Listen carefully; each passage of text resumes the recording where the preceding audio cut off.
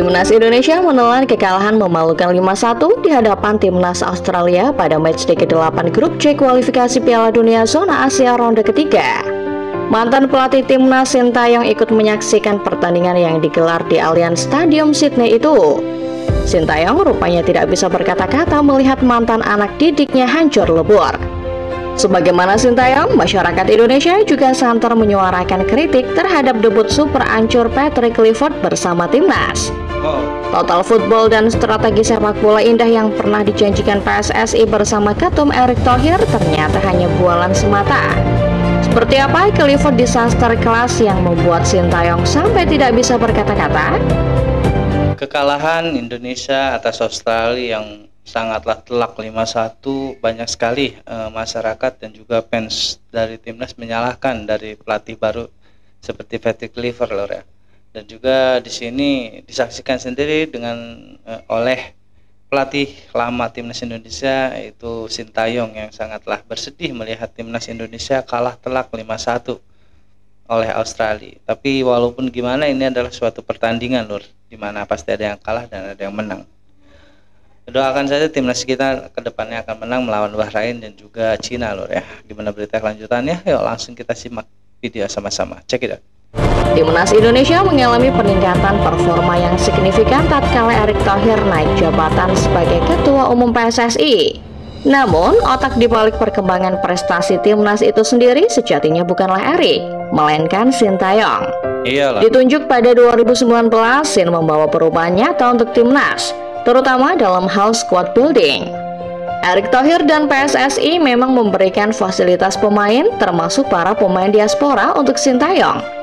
Namun Sinlah yang menggembleng para pemainnya untuk bisa tampil di level yang bahkan tidak pernah disangka-sangka publik sepak bola Indonesia. Sin bahkan menyuntikkan nyawa baru untuk membuat timnas kelihatan lebih segar dan berbeda dari era-era sebelumnya. Secara permainan, filosofi sepak bola Sintayong terlihat sangat nyetel dengan timnas Indonesia. Walau sempat dikritik di awal kedatangannya, Sin tidak bergeming. Skuad yang mungkin tadinya bernilai minus, kini ia sulap menjadi salah satu kekuatan paling menakutkan tidak hanya di ASEAN tetapi bahkan di Asia. Permainan build up dari bawah dengan umpan-umpan pendek yang diaplikasikan Sin ke dalam timnas adalah sesuatu yang baru. Sebelumnya, skema seperti ini pernah diterapkan di era Luis Milla. Namun sepeninggal Milla, timnas tidak pernah lagi menggunakan strategi semacam ini dan memilih jalan kegelapan bersama Simon McManamy. Yang lebih menarik, meski diberi kemewahan berupa pemain-pemain diaspora yang punya banyak pengalaman mentas di kancah Eropa, Sintayong tetap tidak melupakan wajah-wajah lokal. Di era Sintayong lah Indonesia mencoba melakukan lompat generasi. Hasilnya, kendati timnas besutan Sin adalah salah satu timnas dengan rataan umur termuda di Asia, mereka justru menjadi salah satu skuad paling solid. Statistik membuktikan Indonesia di bawah asuhan Sintayong berhasil menembus ronde ketiga kualifikasi Piala Dunia, di mana prestasi itu tidak pernah didapatkan pelatih-pelatih sebelumnya. Indonesia bahkan melampaui catatan Vietnam dan Thailand, dua negara yang juga pernah sampai ke ronde ini, tetapi punya raihan poin yang lebih sedikit ketimbang Indonesia.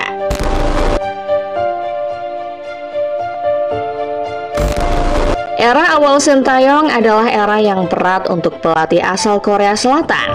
Perkembangan timnas yang belum menunjukkan progres signifikan membuat Sin dikritik habis-habisan. Di tahun 2023 hingga 2024, progres timnas mulai membaik. Sin tiba-tiba menjelma menjadi sosok idol Korea yang dicintai semua kalangan berkat polesan tangan dinginnya di timnas. Kendati demikian, seiring bergulirnya bola panas soal naturalisasi versus lokal, taktik Sintayong kembali dipertanyakan. Pakem Sintayong dengan 3 back yang menurut sebagian orang cenderung bertahan dikritik habis. Menurut sebagian orang, taktik Sintayong sudah kuno, dan taktik itulah yang menyebabkan Indonesia menelan kekalahan lawan China juga lawan Jepang. Kritik demi kritik berujung pada pemecatan Sin pada bulan Januari 2025. Ketua Umum PSSI Erick Thohir mengatakan bahwa ada dinamika yang terjadi di ruang ganti selama masa kepelatihan Sin. Selain itu, Erick sepakat bahwa sepak bola yang dimainkan Sin kurang bisa bersaing di level timnas sekarang, sehingga PSSI memutuskan mengakhiri kerjasama dengan sang pelatih. Berawal dari isu, PSSI akhirnya mewujudkan penandatanganan Patrick Kluivert sebagai nahkoda anyar timnas. Aduh. Kluivert datang dengan gerbong pelatih asal Belanda lain yang dilabel PSSI sebagai tim pelatih terbaik yang pernah dimiliki timnas. Pelatih-pelatih ini meliputi Danny Lanzat, Alex Pastoor, Quentin Jacoba, Gerard Van den Berg, dan masih banyak lagi. Menurut pernyataan Erick Thohir, timnas Indonesia sudah berada pada level yang berbeda. Untuk itu, PSSI menilai adanya peningkatan dalam hal pelatih. CV Kluivert sebagai penyerang jempolan ketika masih aktif membuatnya layak menjadi nahkoda baru timnas menurut PSSI. Iya lur ya, kalau menurut gua Indonesia persepak bolanya lebih maju di saat dipegang oleh Sintayong. Dibanding sekarang sepertinya gimana lur ya? Melawan Australia aja yang tidak memakai 7 atau 9 pemain intinya, timnas Indonesia kalah telak 5-1 oleh Australia. Padahal di sini Bapak Erick Thohir sudah memberikan pemain-pemain yang istilahnya kelas lah lur ya. Dan juga pelatihnya, juga asisten pelatih di sini sangatlah luar biasa. Seharusnya Indonesia dapat mengalahkan Australia dengan sangat mudah. Tapi kenapa kebalikan?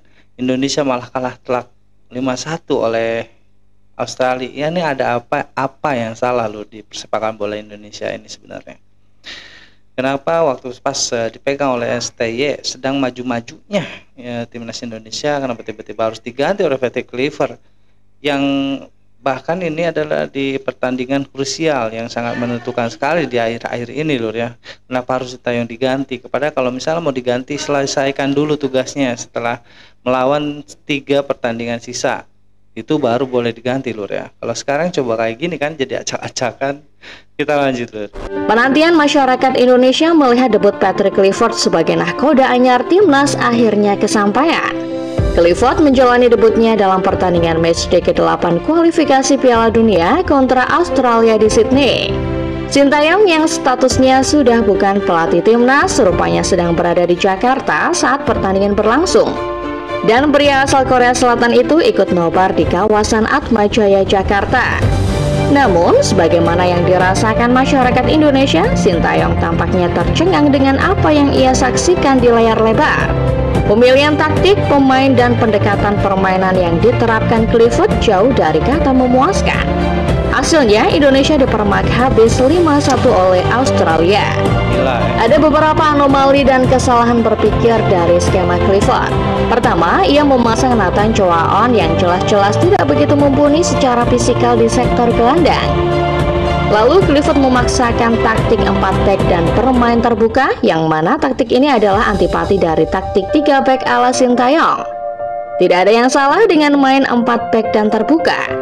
Tetapi sebagai tim yang chemistry dan taktiknya dibangun Sintayong, perlu adaptasi ekstra untuk memainkan taktik yang jauh berbeda. Belum lagi beberapa pemain ditempatkan seolah asal-asalan oleh Kluivert, membuat timnas hancur lebur di Sydney. Nathan yang dipasang di sektor gelandang hampir selalu kalah duel. Calvin Verdong sementara itu dipaut sebagai bek tengah kiri, yang mana posisi ini mematikan eksplosivitasnya sebagai seorang fullback atau wingback. Australia bermain lebih cerdik, di mana mereka memanfaatkan banyak ruang di area pertahanan Indonesia untuk menggelontorkan 5 gol ke gawang Martin Paes. Apa yang terjadi di Allianz Stadium Sydney adalah sebuah disaster class. Bahkan Sintayong sendiri sampai kehabisan kata-kata melihat permainan timnas di bawah asuhan pelatih suksesornya. Sin ditemui awak media pasca nobar. Namun pelatih asal Korea Selatan itu hanya menjawab singkat no comment ketika ditanya pandangannya soal permainan timnas di laga debut Kluivert. Pastilah ya, pasti kecewa sekali Sintayong karena memang strategi dan taktik yang telah diterapkan oleh Sintayong dari pertama timnas Indonesia melawan tim manapun di kualifikasi Piala Dunia 2026 ini dirubah oleh Kluivert seenak jidatnya aja lur ya. Dan di sini kalau gue lihat pengamatan Patrick Kluivert dan juga Sintayong ini jauh berbeda sekali ya. Sintayong lebih mengamati setiap pemain yang bisa bergerak di posisinya masing-masing tanpa tidak seperti Patrick Kluivert yang asal menaruhkan pemain-pemain di posisi mana saja sehingga membuat pemain itu sendiri kebingungan lur ya, dari asal mula posisinya dirubah menjadi tidak seperti posisinya itu. Kita lanjut. Oke. Total football yang dicanangkan PSSI lewat kehadiran Patrick Kluivert tentunya merupakan sebuah gagasan ambisius. Namun, sedikit pesan buat Patrick Kluivert, sepak bola modern bukan total football. Sepak bola modern adalah soal hasil akhir dan ketepatgunaan pelatih, bukan soal bagaimana caranya bermain cantik atau sekedar menyerang. Dari match kontra Australia, tampak betul bahwa Kluivert belum mengerti betul bagaimana memanfaatkan pemain-pemainnya. Saat Indonesia biasa mengandalkan eksplosivitas Calvin Verdong, back end Isinemegan ini justru dipatasi dengan ditempatkan di center back. Nah, inilah. Pun begitu dengan sektor tengah. Saat timnas butuh pemain-pemain yang tangguh dalam aspek fisikal seperti Ivar Jenner atau bahkan Joey Pelupesi, malah justru Nathan yang diturunkan. Taktik Kluivert juga cenderung naif dan berbahaya. Bermain melawan Australia tidak bisa mengandalkan bola direct, garis pertahanan tinggi dan menyerang total. Pertahanan Australia terlalu rapat dan agak dalam. Terbukti bermain dengan strategi semacam ini justru membuat timnas Indonesia terlihat seperti menggali kuburan sendiri. Apa yang harus dievaluasi Kluivert? Sebagai pelatih yang baru saja debut, tentu taktik yang diterapkan harus dibenahi. Seorang pelatih tidak bisa terlalu naif atau kepala batu memaksakan strategi andalannya di tim baru. Ia harus beradaptasi sedikit demi sedikit mengubah taktik di tim baru yang taktiknya mungkin jauh berbeda dengan yang ia anut. Sebagai contoh, Arne Slot saja tahu kapan harus bermain menyerang atau bermain untuk sekadar mengamankan hasil akhir. Bahkan, Mikel Arteta yang sempat keras kepala dengan prinsip sepak bola indah yang ia anut, sekarang berani main bertahan demi hasil akhir. Pertanyaannya, apakah Kluivert berani mengambil pendekatan itu demi meraih kemenangan bersama timnas? Ya Lur ya, di sini kekalahan Indonesia atas Australia 5-1 itu adalah kesalahan dari seorang Patrick Kluivert juga Lur. Karena dia memaksakan setiap pemain merubah posisinya. Seperti Calvin Verdong yang ditempatkan sebagai center back. Seharusnya kan Calvin Verdong terbiasa main di sayap, luar sayap Lur ya. Ya itulah mengapa timnas Indonesia waktu kemarin mainnya acak-acakan Lur. Dan Patrick Kluivert sendiri di sini belum memahami setiap pemain yang haruskah seperti apa dan juga harus bergerak seperti apa. Patrick Kluivert sendiri di sini terlalu naif, masih mengandalkan taktik kuno Lur ya. Sekarang adalah sepak bola modern bukan kuno lagi. Seharusnya Patrick Kluivert mengikuti zaman, jangan egois ya. Oke Lur, sekian resen dari gue kali ini. Kurang lebih gue minta maaf. Assalamualaikum warahmatullahi wabarakatuh.